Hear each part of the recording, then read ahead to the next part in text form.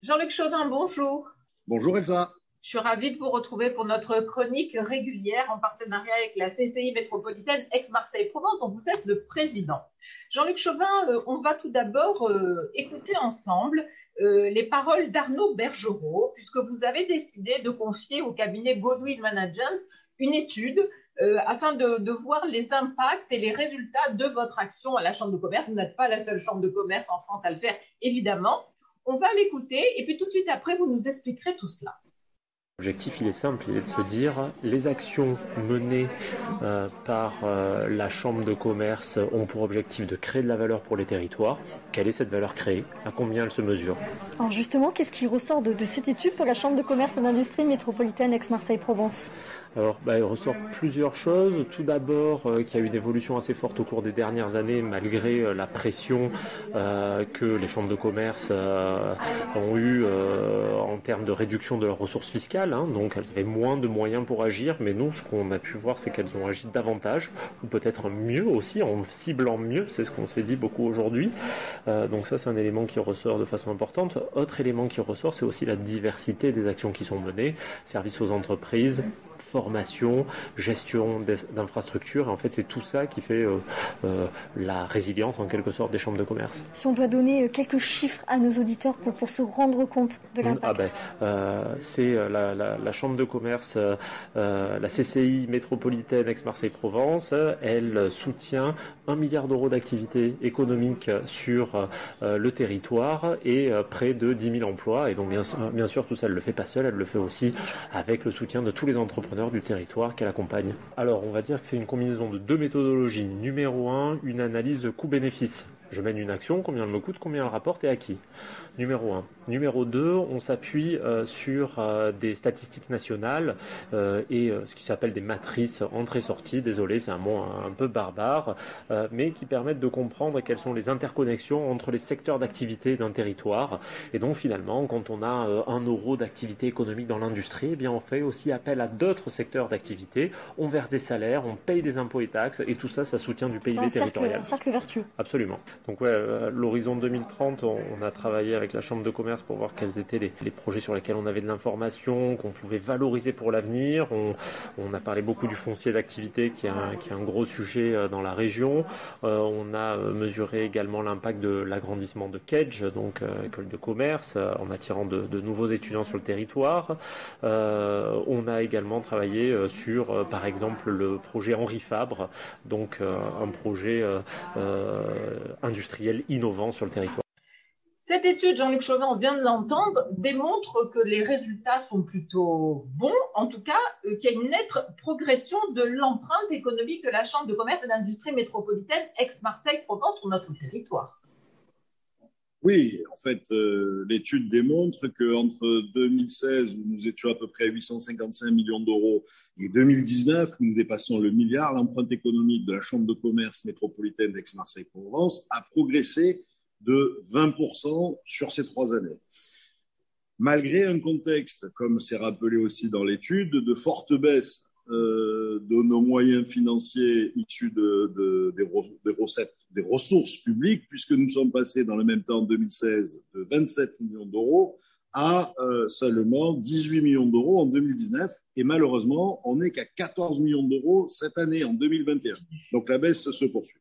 Donc avec une baisse de 33% de nos ressources privées, nous avons pu augmenter notre impact sur le territoire de plus de 20% pour atteindre un peu plus d'1 milliard à l'horizon 2019, ce qui représente plus de 10 000 emplois pour notre territoire.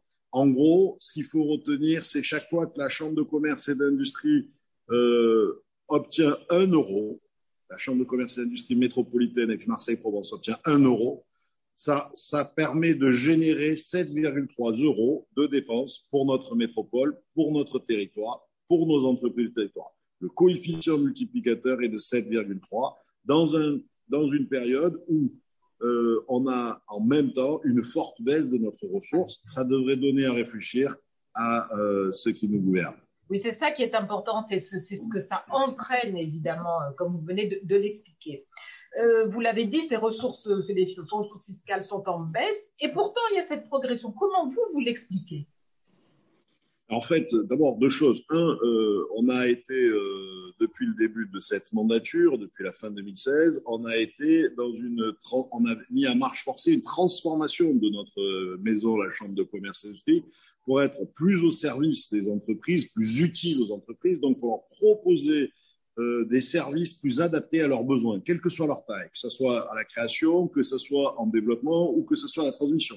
Quelle que soit leur taille, que ce soit des startups, des TPE, des PME ou des grands groupes. Et tout ça, ça fait des nouvelles offres de services qui, quelque part, permettent de développer l'action économique.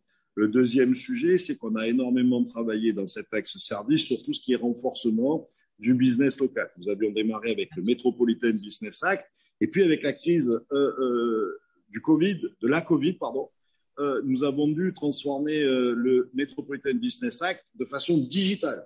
Mais nous l'avons fait et aujourd'hui, c'est une communauté d'un peu plus de 1800 entrepreneurs qui regroupe un peu plus de 150 grands donneurs d'ordre, toutes les grandes entreprises du territoire, mais aussi les collectivités, mais aussi les entreprises publiques qui permettent de fonctionner en vase territorial, en alimentant le territoire. De façon à ce qu'un euro dépensé ici rapporte un euro sur le territoire ici. Et c'est ça l'enjeu. Et puis, on a aussi élargi, retravaillé, développer nos contenus d'offres de formation. Notre formation était une formation d'excellence avec Edge, avec un certain nombre de diplômes d'ingénieurs. On a déployé, et notamment l'école pratique, notre école de la Chambre de commerce à côté des grandes écoles, on l'a fait monter en gamme. On l'a fait passer de Bac plus 2 à Bac plus 3, Bac plus 4, Bac plus 5. Et on a surtout créé...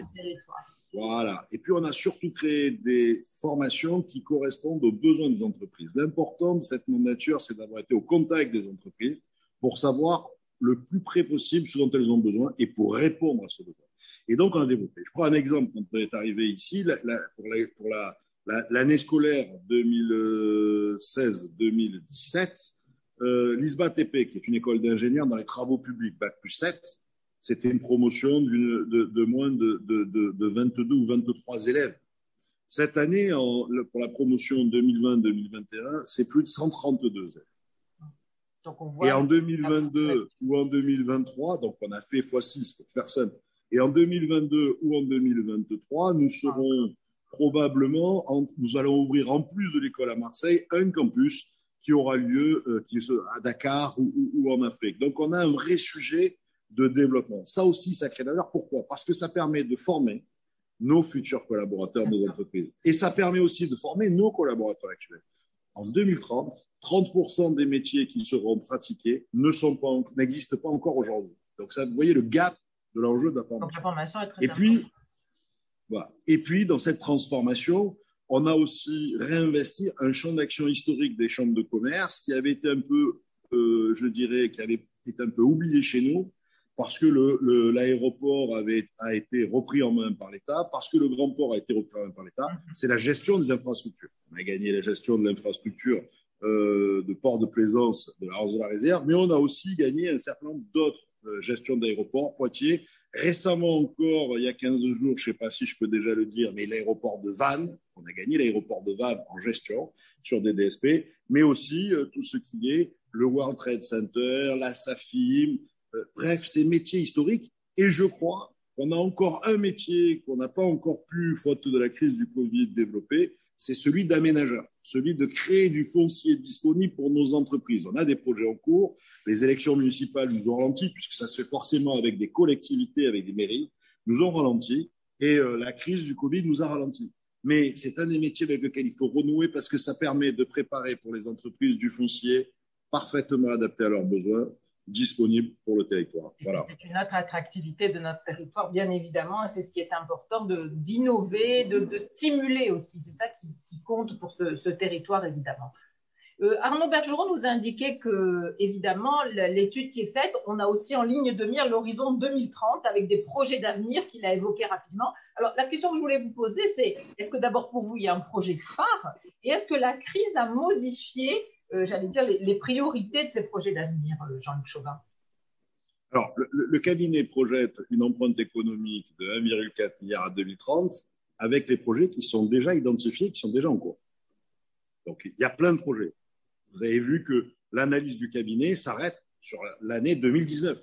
Oui. Mais il y a un certain nombre de projets qui sont en cours, comme la mise en place, par exemple, du restaurant 1860, le Palais, qui a été fait en 2020, mais comme aussi le Lab Realty, qui a pris un peu de retard à cause de la Covid, mais qui sera livré au premier semestre, mais comme aussi l'extension de Cage Alumini avec tous les nouveaux locaux qui sera livré en 2021. Tout ça, c'est des projets qui sont après 2019 et qui rentrent à l'intérieur. C'est aussi des projets comme ceux des implantations grâce à Provence Promotion que j'ai présidé pour le compte de la Chambre de commerce jusqu'au mois de septembre 2020, avec ces 80 entreprises installées en 2020, plus toutes celles qui sont en cours.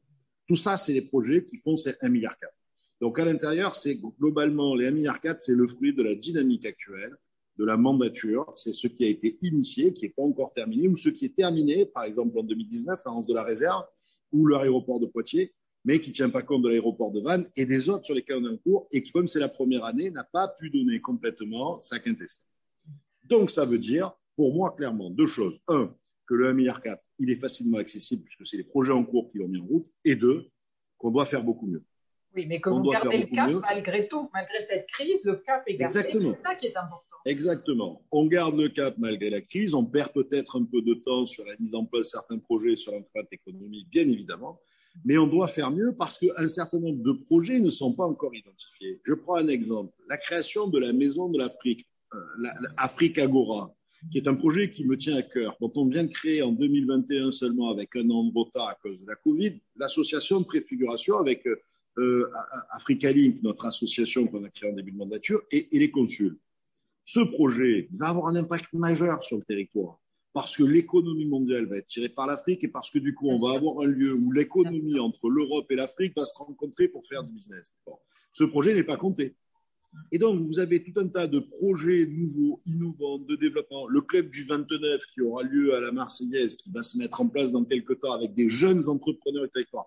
Je dis quelques temps, parce qu'il était prévu pour être ouvert, enfin pour être fini, je crois, le 29 mars. Tout était... La crise du Covid, enfin pas autrement, sera ouvert en avril. Mais c'est pas très grave. Au fond, on perd un peu de temps, mais c'est pas vraiment du temps perdu parce qu'on affine, parce qu'on propose. Sûr. Et donc, on va continuer. Donc voilà, moi, ce que je peux vous dire, c'est qu'avec la mise en place de grands projets comme Picto, comme le développement du nouvel aérogare de l'aéroport qui est en cours, avec surtout, les grands événements. On a un événement majeur qui vient sur notre territoire, c'est les JO de 2024. Les JO de 2024, c'est une chance inédite parce que l'ensemble des caméras du monde entier seront braquées sur le territoire. Il faut qu'on profite de cette opération et les entrepreneurs doivent prendre toute leur part à cette réussite, mais les citoyens aussi, pour démontrer notre vivre autrement, notre vivre méditerranéen au monde entier, pour démontrer la qualité de notre territoire. C'est bien au-delà de l'enjeu des épreuves de nautisme. C'est un territoire entier qui doit faire voir. Rappelez-vous tous, le booster qui aurait été les JO de Barcelone pour Barcelone. Et moi, ce que je propose, c'est que le monde économique ait toute sa place dans ces JO de 2024, un peu à l'instar de ce qui s'est fait pour Marseille-Provence 2013, capitale européenne de la culture. Pourquoi pas le monde économique serait le lien entre l'ensemble des collectivités, avec les citoyens, pour faire de cette opportunité une grande fête des Marseillais, pour les Marseillais, méditerranéenne, de la vie ensemble et du partage avec le monde entier de notre culture portuaire, historique, nos 2620 années d'histoire.